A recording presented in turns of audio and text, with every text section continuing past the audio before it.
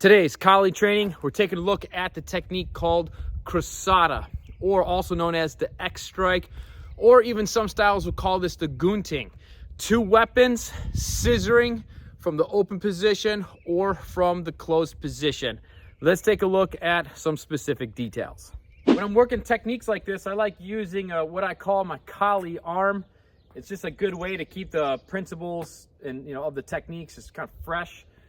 This doesn't have to be anything fancy or special. It's just a post. You figure out how to fix a post. It could be in the ground, be in a 5-gallon bucket filled with cement, and just extend something out to represent the weapon and the arm, and the hand and stuff.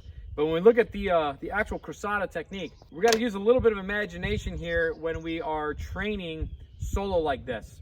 So I'm imagining that my opponent's coming in with an angle 1 strike over their right shoulder, so to the left side of my head.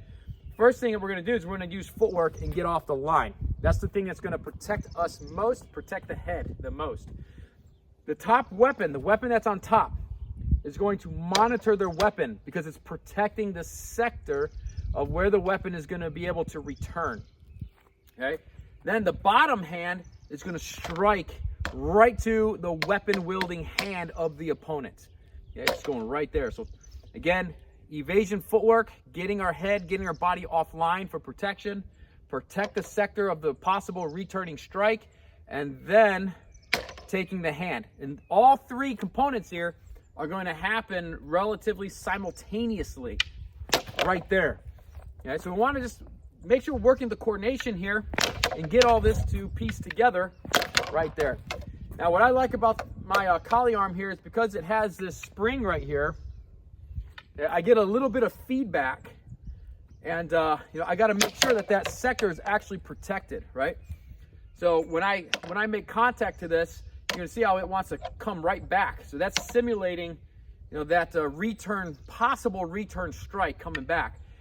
Now, what we're looking for is collie traditionally being a bladed weapon. These would be bolos, swords, something like that.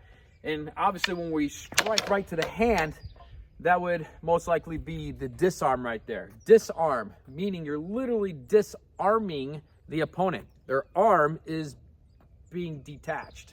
Okay, that's the disarm. So simultaneously right here, sector is protected. Okay. And you can just rep this out right here and just get good at one side at a time. Right there. Now the thing with this is once you hit that disarm, maybe you are using sticks, maybe you disarm them, maybe you don't, but the main thing is once we hit that Crossada, we want to make sure we can follow it up. And there's a couple different ideas that you can start playing with.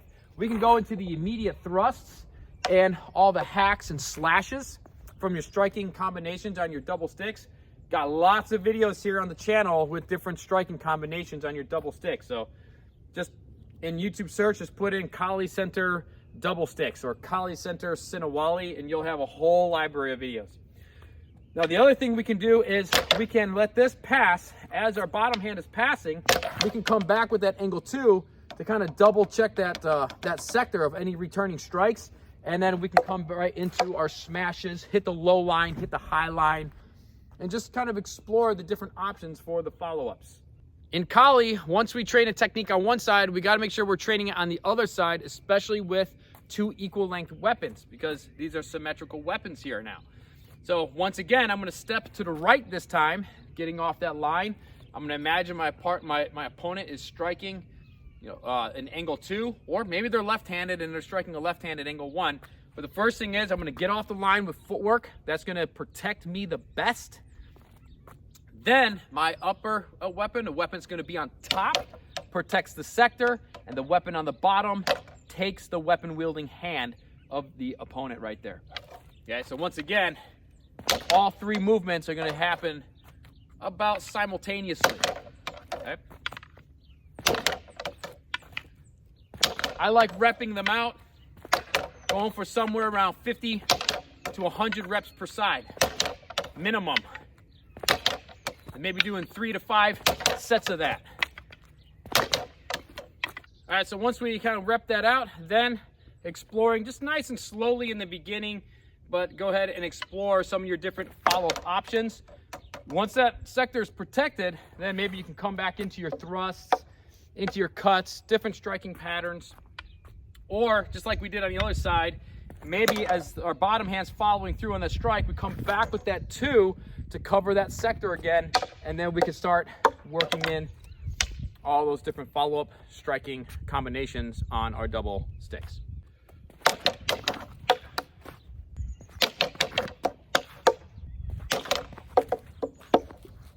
Once we've worked our Crossada or our Guntings on the open position, we can also work them on the closed position. And the technique follows the exact same principles, the same formula, exactly the same way.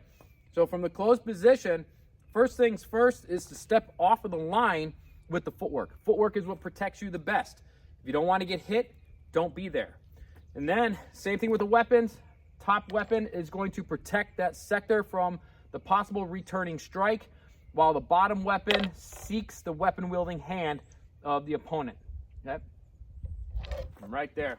So step off the line, protect the sector, take the hand.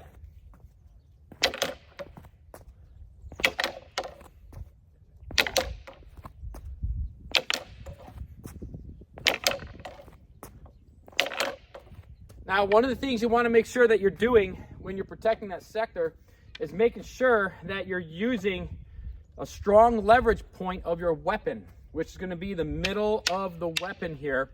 You want to make sure that that is covering the sector. Make sure your weapon's not too low here where it's just the tip, because this is what, again, what I like about my collie arm is because this will go through and hit you right in the face. And so you got to make sure you have that advantage leverage point right there, so that way that thing can't come back and get through that protection right there.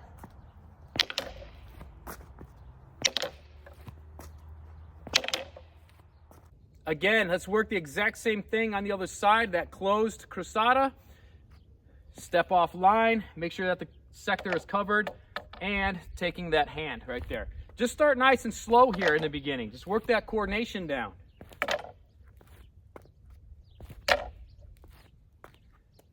And before you start speeding it up, adding in power, you know, all that stuff.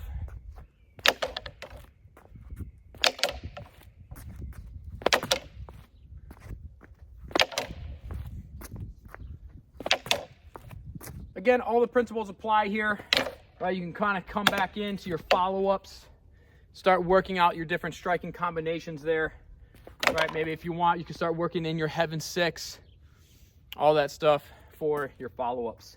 And once you've worked some isolation on all 4 of the Crossada or Gunting positions, right, like your open Crossada to the left, the open position to the right, the closed position to the left, and the closed position to the right, then nice and slow, just start nice and slow, but then you can kind of start mixing it up, simulate you're moving around with somebody, right? And then you can go into your techniques.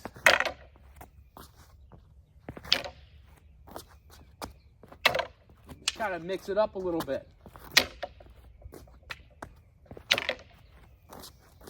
Just make sure, again, if you're using an arm like this, that you're really making sure that you're stopping that weapon and the return of that stick. Otherwise, it will come back and it's going to whack you in the face. So, you know, this type of training implement is very good because you got to stay aware of what you're doing and your weapon position. So one little bonus tip, if you stuck with me to this point in the video, and those who haven't, they're going to miss this, and it's very, very important. And it's very important in the functional fighting application here, is that when you are doing this technique here, the Crossada, make sure that the protective weapon, the weapon that's protecting the sector, that you don't overextend this.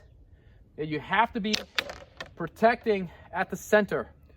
Okay? So the weapon is going to stop. This is why you want to measure out exactly where the center line is. You got to know where your center line is. And whichever Crossada, whichever Gunting technique that you are applying, make sure that weapon does not go past the center. Okay? You can't have it on your side either, because this is going to be able to get through and hit you. If it goes on the other side, this is going to be able to kind of sneak around that. You have to make sure you're protecting the center line with that protective weapon there, right there. And having a little arm like this is going to help train that visualization to make sure that you're not overshooting that. See how this will just, if I go through, boom, see how that thing's going to come right back and whack me right in the face. Again, simulating that possible returning strike. So you got to have that guard up, keep that wall up. All right, there you got a little bit of training on the Gunting, or also known as the Crossada or the X strikes. Again, the open X and the closed X. If you want to take your Kali training to a whole complete new level, then make sure to join us inside of our online school over at KaliCenter.com. We have a huge library of on-demand video lessons. You can also jump into our monthly live stream classes and get the replays in case you missed the live stream. And if you want, you can also get one-on-one coaching where we can tailor your training and develop a whole program specifically to your Kali goals. Be sure to hit the thumbs up button on this one. Subscribe to Kali Center if you are not subscribed to the channel already. And I'll see you back here next time.